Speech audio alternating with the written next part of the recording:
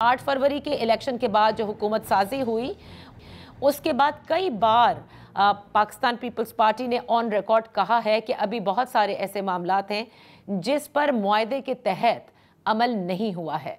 मैं ये जानना चाहती हूँ कि ऐसी कौन से वो मुआहदा है, कौन सी ऐसी शिकें हैं जिस पर अभी तक अमल नहीं हुआ?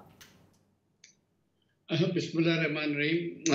इसमें तो जैसे आपको पता है कि मुआहदे की जिसकी बात हो रही है वो हुकूमत बनने से पहले का जो पीपल्स पार्टी और पीएमएलएन के दरमियान जो बातचीत हुई और उसके बाद इश्यूज सेटल हुए, तो उसमें काफ़ी सारी शिकें थी।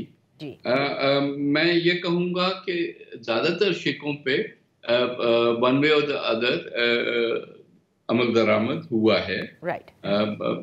प्रेसिडेंट, गवर्नर वगैरह वगैरह एंड सो ऑन। और ये एक ऑनगोइंग प्रोसेस है जिसमें चीज़ें होती हैं, लेकिन कुछ ऐसी चीज़ें हैं जिस पे अभी तक कंप्लायंस नहीं हुआ। आई थिंक प्राइमरीली अगर हम देखें तो पंजाब हुकूमत के हवाले से जितने भी इश्यूज थे, उस पे मीटिंग्स तो काफ़ी सारी हुई, कुछ हद तक एग्रीमेंट्स भी हुए हैं, लेकिन कंप्लायंस उस तरीके से नज़र नहीं आता।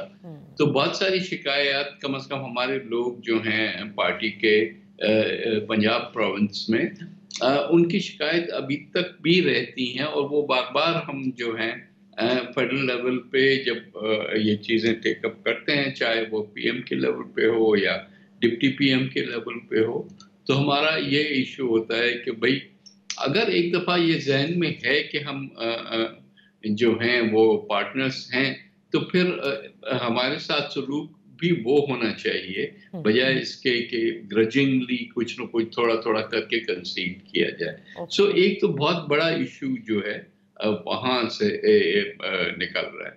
बाकी चीज़ें तो ऐसी हैं, कुछ चीज़ें टाइम के साथ जैसे होनी है, फॉर एग्ज़ाम्पल एसडीजी फंड्स हैं तो जो मिलने हैं सारे एमएनएस को उस हिसाब से उन एमएनएस को तो नहीं मिलते, लेकिन मतलब स्कीमें उनकी जो हैं up to a certain amount वो सब होती हैं।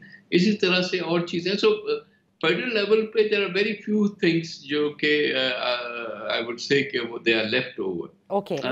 तो ज़्यादातर चीज़ें वहाँ से हैं। पीएमएलएन का ये ज़रूर कमिटमेंट था, फॉर एग्ज़ाम्पल कि सिंध का गवर्नर जो है पीएमएलएन का होगा, तो we are waiting for that to happen अच्छा। आल्सो।